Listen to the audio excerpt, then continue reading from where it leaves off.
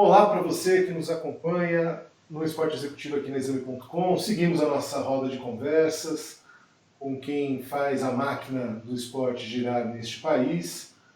Hoje converso com o Fábio Kadov, aprendi hoje o sobrenome dele. Ele é diretor de marketing da Puma e vai trazer para a gente aí um histórico de aprendizado, de iniciativas num contexto de pandemia, mas uma marca consistente no Brasil, independentemente da pandemia. Fábio, muito obrigado por estar conosco. Seja bem-vindo ao Esporte Executivo. Imagina, obrigado o convite. Uma honra estar aqui, venho acompanhando o trabalho, o espaço que você tem dado. É super importante. Eu sempre falo isso porque eu, quando comecei lá 10, 15 anos atrás, trabalhava em publicidade, mas esse sonho marketing esportivo era totalmente incipiente, né? E não tinha esse tipo de conteúdo para quem estava começando e ir atrás também, né? Então, é muito importante hoje em dia ter esse tipo de espaço tão qualificado como você faz. Muito obrigado, Fábio. A ideia é justamente essa, porque a gente vive conversando que o esporte precisa se profissionalizar e eu vejo sempre muitas pessoas Brasil afora. Quando a gente pensa São Paulo, Rio, sei lá, Porto Alegre, Belo Horizonte, a capacitação chega de forma mais fácil. Quando a gente começa a conversar com pessoas do mercado, gente de outros espaços do Brasil que é gigantesco, que tem sede desse aprendizado, consegue ter contato. Isso é importante, né? É importante porque também isso vai criar o mercado, né? Já entrando aí na nossa conversa, como eu disse, eu vinha sempre já estudando, fazendo alguns projetos, cheguei a ter uma coluna também na época que eu escrevi para o Terra ou para a Carta Capital. Isso eu estou falando 2005, 2006, mas o mercado de trabalho quase não existia e você ter a possibilidade de conversar, de ouvir cursos tinha um curso que estava começando. Então, isso faz diferença, porque também não é daquela forma que a gente vai mudar a estrutura, né? Para mudar a estrutura, para passar a ter mais qualidade, para passar a ter mais gente qualificada, para as empresas também abrirem esse espaço, porque não precisa ser só a empresa esportiva, né? Hoje, uma empresa de eletrônicos, um banco, todas essas empresas podem e devem, desde que esteja atuando em esporte e entretenimento, podem e devem ter um profissional dessa área, né? Então é importante também quebrar isso de que o especialista em marketing esportivo não é aquele cara só que gosta de esporte, né? Ele, primeiro de tudo, tem que ser especialista em marketing, né? Mas também saber essa disciplina do marketing. Eu costumo dizer assim, como você tem o direito esportivo, a medicina esportiva, você tem o marketing esportivo, né? Então, sim, requer uma especialização, e que não é uma exclusividade das marcas esportivas e das entidades esportivas. E aí, como é que é, nesse contexto, lidar com cada vez um número maior de marcas atuando no esporte? Antes, a gente tinha um esporte no Brasil até mais atrasado, digamos assim, e também, por isso, uma quantidade menor de marcas trabalhando pelo mesmo espaço. Hoje, como você mesmo disse, você tem outras marcas de materiais esportivos, mas vocês têm bancos, você tem operadoras de telefonia, montadoras. Como é lidar num espaço tão disputado como esse, Fábio? O que eu vejo, e aí, desculpa, não vou citar nomes ainda, mas a gente vê ainda muito. Você não vê ainda totalmente as marcas que estão envolvidas no esporte verem essa necessidade do especializado ou do especialista. E eu não estou falando do cara 100% especialista, mas do cara, o profissional que acompanha, que estudou, que entende, porque é diferente, não tem como. A gente está mexendo muito mais com a paixão, está mexendo com casos onde um erro ganha uma repercussão absurda, isso para uma reputação de marca não é legal. Então, eu vejo, como eu falei, assim, dos últimos 10, 15 anos, outras marcas abrindo espaço, tendo uma cadeira, e não estou dizendo que o diretor de marketing tem que ser, Claro. mas tendo alguém no time de marketing que trabalha diretamente com isso, que tem essa preocupação, que busca entender quais são as entregas ou as necessidades que você tem, os objetivos que você tem ao se associar a um clube, a um campeonato, ou algum evento de entretenimento também, não necessariamente só a exposição. Por outro lado, os clubes começaram a se mexer um pouco mais. Eu acho que ainda, de novo, também é pequeno, mas você já tem clubes que sabe que na hora da conversa com uma marca patrocinar, não fica restrito àquela tabela do Ibope de quanto você está pagando, quanto te dá de retorno. Porque a gente sabe necessariamente que essa é uma das entregas, mas a gente viveu durante ali um período, vamos colocar final da década passada, começo dessa década, onde tinha a ditadura disso, né? E vindo de um fenômeno que o próprio Ronaldo com o Corinthians, um projeto super vitorioso criou, que gerou um objetivo muito focado apenas só na exposição de marca. E a exposição de marca não necessariamente vai te trazer todos os objetivos, né? Só a exposição, aquela questão da TV aberta, X minutos. Mas é que durante muito tempo as pessoas foram treinadas para pensar assim, né? Então as pessoas, quando pensavam em trabalhar com esporte, pensavam em trabalhar dentro de um clube de futebol, né? Porque é a modalidade mais praticada no país, embora tenhamos outras, e com um olhar de exposição de marca. Existe, a gente está numa sociedade que precisa se desconstruir em tantos aspectos, nesse também. Nesse a gente também precisa se desconstruir. Também dos dois lados daí, Vinícius, porque eu acho que não são só as marcas. Quer dizer, desculpa, não são só os clubes. E aí não estou falando só de futebol, eu gosto de todas as modalidades, mas também as marcas.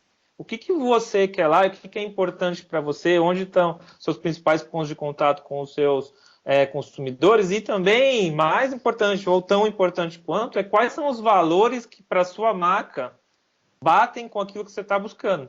Né? Não adianta você ter exposição, porque quando você faz essa associação de patrocínio, de parceria, o nome que a gente quiser dar aqui com um clube, ou com uma entidade esportiva, ou com um torneio, você está trazendo valores junto para a sua marca. Claro. E vice-versa. Então, essa escolha sua tem que fazer sentido para tornar isso mais verdadeiro também. E dentro desses valores, você começar a buscar aquilo que a gente estava falando do plano macro, do micro, plano tático, onde que eu vou conversar ou não, e de uma maneira que você não fique refém da exposição. Vivemos agora isso, um super exemplo. Ficamos aí 3, 4 meses fora da televisão. O que você faz nesse período? Ok, foi difícil para todo mundo. Mas se você tem um trabalho mais frágil, que depende só disso, você perdeu praticamente tudo. E agora com essas mudanças que a gente está vendo, na medida provisória, para onde vai passar, onde não vai, isso é um outro tema, isso também tem que ser tratado, mas o que eu estou querendo dizer assim, não é que a transmissão em TV aberta, fechada, etc., não é importante, ela é super importante. Porém, viver só disso, eu acho que é perigoso. Eu vou entrar aqui num aspecto que é um pouco acadêmico, mas conversa muito com esse ambiente de paixão, que é a transferência de lealdade. Dentro do esporte isso é muito forte, né? Então, a relação de um indivíduo com a marca que ele ama, pela qual ele é apaixonado, isso aí pode ser no futebol, no basquete, no vôlei, seja onde for, e as marcas de material esportivo, de alguma forma, bebem dessa lealdade. Olá, tudo bem? Vem aqui, ó, vem cá. Tudo bem. Pode ser um bom dia, boa tarde, boa noite, não tem problema. Veio falar um oi aqui para ver. Sempre que tem uma gravação, ela vem. Não tem problema. É ótimo isso. As crianças salvam a gente nesse isolamento. Obrigado, filha. Papai tá numa gravação aqui, tá bom? E aí, pensando nessa busca, nessa transferência de lealdade, que eu vejo que é importante uma marca, quando se aproxima de outra, pode ser material esportivo, seja do que for, compreender as identidades que estão em jogo. Né? Às vezes as identidades não conversam. Então, uma marca quer buscar uma outra que ela tem um apelo absolutamente popular, e você está buscando uma aproximação mais elitizada. Enfim, não tem certo e errado, mas é importante esse mapeamento de identidade, né, Fábio?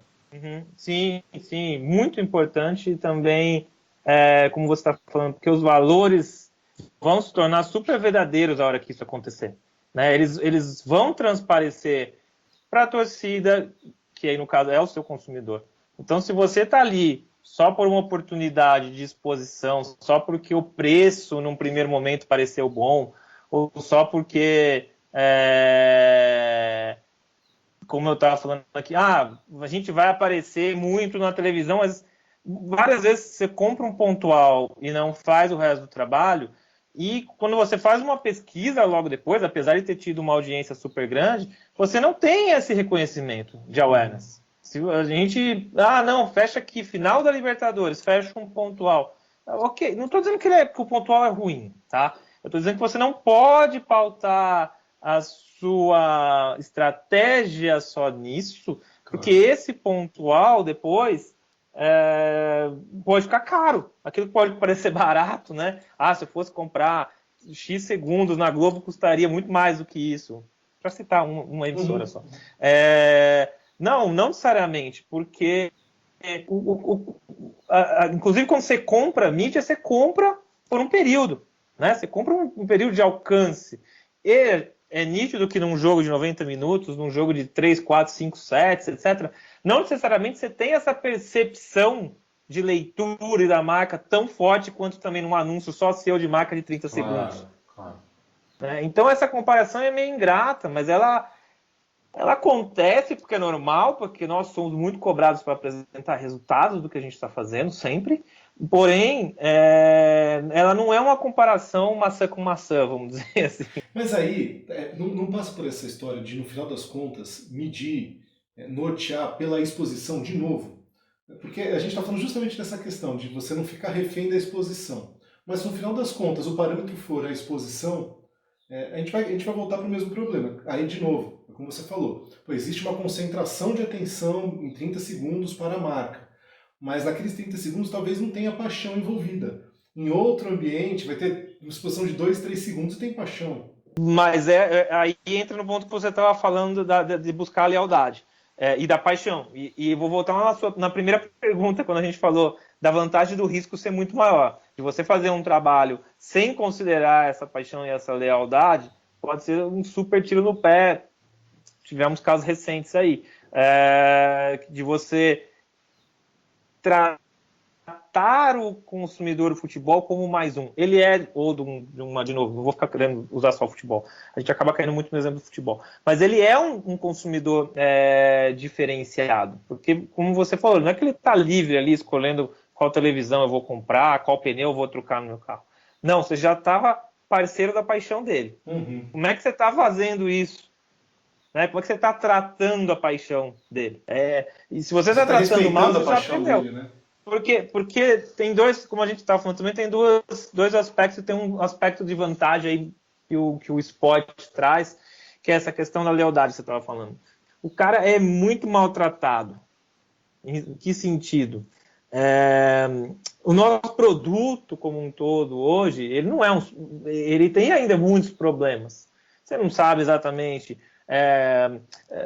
o jogo, a tabela muda, você vai no campo, você não tem a melhor experiência, seu carro pode ser roubado na rua, você pode ter uma briga. Cara, existem situações dentro do esporte, principalmente também dentro do futebol, que se fosse qualquer outra marca, de qualquer outro segmento, você nunca mais queria ouvir falar nessa marca. É isso. Nunca mais você queria ouvir falar. E ali continua essa lealdade. Só que aí você está se associando a essa lealdade e você está se associando aos valores dessa lealdade. E aí é o primeiro ponto que a gente conversou. Dá match, vamos usar esse termo, né? Se dá match, ok, como que você vai tratar essa relação? E aí essa relação também não pode ser pautada só numa situação assim como qualquer relação. Mas também, Fábio, assim, do mesmo jeito que a gente fala da paixão, tem as desilusões, né? É um mercado muito de desilusão. Eu não sei se você sabe, mas teve um time que foi campeão paulista no último sábado, tem uma marca que patrocina esse clube, e eu fiquei imaginando o seguinte, como 10 segundos poderiam mudar o destino comercial, inclusive, da marca nessas semanas seguintes. Né? Então é um movimento, sei lá, 20 segundos, 30 segundos entre um pênalti marcado, que depois leva para as penalidades, e tudo aquilo poderia mudar a estratégia da marca, poderia mudar o desempenho comercial, porque do mesmo jeito que a lealdade traz aspectos positivos, existe também aí um desafio de lidar com frustração, né? Sim.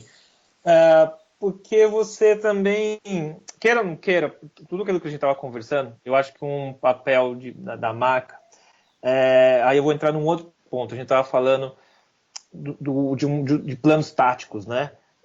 Televisão, ativação, relacionamento com o cliente, um brand experience, um hospitality, que é você fazer uma ação ali num camarote com ingresso, tudo isso faz parte do plano tático, da cesta, né, de ovos que você tem ali do que você trabalhar, de não ficar só numa situação só de televisão. Mas tudo isso para você ter um bom relacionamento, tô buscando só a melhor palavra aqui, tudo isso é para você ter um bom trabalho que não fique tão dependente de algo que você não controla, que é o resultado. E o resultado, queira ou não queira, ele é o mais forte do que tudo que você está fazendo ainda. Mais forte no seguinte aspecto, não estou querendo tirar não estou tirando o mérito um do outro, né? Claro. Tô querendo dizer o seguinte, mesmo que um time não tenha tantos resultados, qual foi o trabalho da marca? Olha a importância, porque se você parar só e falar assim, não, eu só preciso do resultado, mas você não fez um bom trabalho de marca e o time não foi bem, você também não teve nada. Então você tem que trabalhar para ter pelo menos uma frequência, um relacionamento bom, independente do resultado, e tem que ter os picos dependentes do resultado. Porque quando vem esse resultado, você não sai de 0 para 100, você sai de 50 para mais do que 100 Sim. até, de repente, de como você tiver. Então, a vitória, o título, tudo isso é muito importante, Para fazer um exemplo que você usou, a gente, na ausência dos jogos, na ausência, nesse período de pandemia, ou mesmo agora, não na ausência dos jogos, mas das torcidas, para a gente, dia de jogo, o Palmeiras tem uma característica muito forte, que é o entorno do Allianz, né? O bairro ali é muito envolvido com o clube. E a venda de rua nesse dia é muito forte, em dia de jogo importante. Que é algo que a gente perdeu. E ela é muito ligada à paixão. Porque você também pega a tabela e cruza com os números de vendas, você vê que os jogos mais importantes vendem ainda mais. Então, esse aspecto que você está falando que é legal, do emocional para o racional, né? Da compra. Então, ter essa dependência do resultado, não tem como você não depender do resultado. A questão é de onde você está para onde você vai. Se você ficar só na dependência do resultado, você vai estar sempre embaixo e você vai estar dependendo de algo que independe de você. O importante é você fazer tudo que pode melhor dentro do que depende de você. E essa característica que falam que o brasileiro depende muito de vitória. O brasileiro está muito atrelado à vitória. Sim. Eu concordo, mas é isso que eu estou falando. Eu concordo, a diferença aqui é você fazer de uma maneira que a vitória seja o último gás, o turbo do carro, entendeu? E não necessariamente seja a faísca para ligar o carro. Essa é a grande diferença. Porque eu concordo que o brasileiro é muito suscetível às vitórias, muito. Tem torcida que mais, torcida que menos, mas todas são. O ponto é o quanto essa vitória vai vir para te ajudar a você quebrar o recorde de vendas no ano ou de marca, ou o quanto ela vai ser para salvar o seu ano. Então, quanto melhor se você estiver fazendo esse trabalho para que ela seja, para você quebrar o recorde do ano, perfeito. Não, eu dependo dela para eu sair do zero. Aí não dá, você não pode. Você tem que começar a ter um trabalho que não fique tão dependente disso, numa conversa do que está acontecendo nisso. Mas, sim, assim, respondendo diretamente a sua pergunta, faz muita diferença. E aí a gente tem, dentro da personalidade do brasileiro, esse apelo para a vitória. A gente tem, no Brasil, uma modalidade que ela é muito mais praticada, mas a gente tem um turbilhão de outras modalidades buscando espaço e com pessoas também apaixonadas por elas. E me parece que nesses casos depende menos da vitória, né? Então, se você tem uma relação passional com a modalidade e não com um clube, você tende a estar mais envolvido com a modalidade independentemente de vitória ou derrota. Sim, ao mesmo tempo o engajamento talvez seja menor do que o outro. Eu acho que o futebol é muito 880, assim, é muito. E o trabalho dos profissionais de marketing é diminuir esse 880, entendeu? Diminuir esse range, deixar ele um pouquinho menor. As outras modalidades, esse range não é tão grande, não é tão céu e inferno. Ao mesmo tempo, o inferno deles não é tão baixo, mas o céu também não é tão alto, vamos dizer assim. Então, eu acho que ao mesmo tempo, para eu citar algum exemplo, e aqui a gente está num bate-papo, não está numa entrevista, não tenho nenhuma pretensão de achar que eu sei tudo do que está acontecendo aqui, mas a gente tem algumas modalidades onde eu acho que o ídolo já comprovou, principalmente no Brasil, a importância disso, como a gente vê hoje no surf, e aí toda essa estrutura, e vê ela fazendo um super trabalho, com o Gabriel, com o Ítalo, com outras, mas olha o que o surf está acontecendo. Eu acho que o skate tem isso também, e as Olimpíadas ia dar um outro boom ainda muito mais forte. Mas eu vou pegar outros exemplos, como a Fórmula 1, em período de ídolo, sem ídolo. Tênis. Tênis é A muito gente claro isso. viveu uma coisa com o Guga, cara, era jogo domingo de manhã, aquela coisa, todo mundo assistindo, né?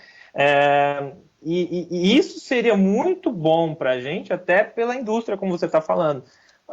Até pela cobertura não ser uma cobertura de tênis como se fosse futebol, até pelo patrocínio não querer buscar só o uniforme do Guga na época como se fosse futebol. O que você faz no tênis? Não é exatamente igual ao futebol. Tem outros valores, aquilo que a gente volta a falar lá desde o começo. Os valores da modalidade e os valores de quem está sendo o seu parceiro. Então, pegando o exemplo que você estava falando de sim, de é importante ter essa vitória, eu acho de ter a vitória, eu acho que sim. Porque a gente pega algumas modalidades no Brasil extra futebol, saindo do futebol, onde dá um boom quando tem vitória. O tênis, Fórmula 1, a ginástica olímpica, né? A gente vê ginástica olímpica, infelizmente, tá? Infelizmente, a gente vê ginástica olímpica na televisão durante 2, 3 meses da época de Olimpíada. Só que aí parece ser o assunto do momento. É Né? E a isso. gente vive aquele boom, passa ginástica olímpica todo dia.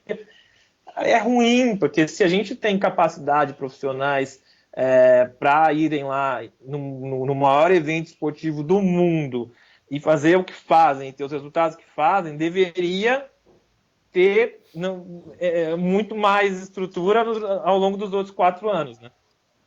Dentro aqui que a gente estava conversando de identidade da marca, qual é a identidade da Puma? Quais são as características, assim, quando vocês buscam uma parceria, quando vocês trabalham, qual é o diferencial, não só técnico de produto, mas da marca?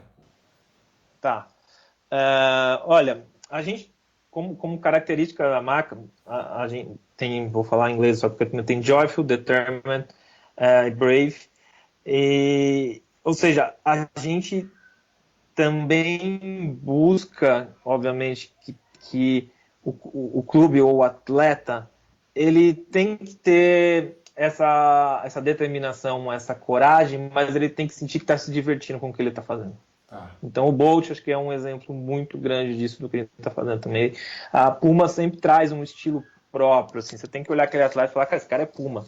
Né? É um A gente brinca um pouco sorriso, sobre né? isso. E também você está se divertindo com o que você faz, né? Você, a competição é muito importante, o resultado é super importante, mas você faz aquilo porque você ama. E se você ama, você se diverte com o que você faz. Não é possível você fazer algo que você ama e não ter diversão, porque aí já não é amor, vamos dizer assim, Sim. né?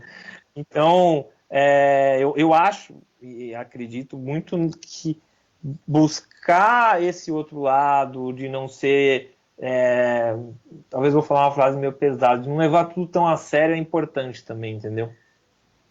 Então, quando se fala em se divertir fazendo o que faz, né? Pode ser no esporte, pode ser o que for, talvez fosse o segredo da felicidade da sociedade como um todo, né? A gente vive uma sociedade que vai estratificando as pessoas. É uma pena. Uhum. Fábio, Eu tinha esquecido de um valor, lembra que são 4, que é o Brave, Determined e tem Confident, além do tá. Joyful também. Então, ou seja, essa questão da confiança também.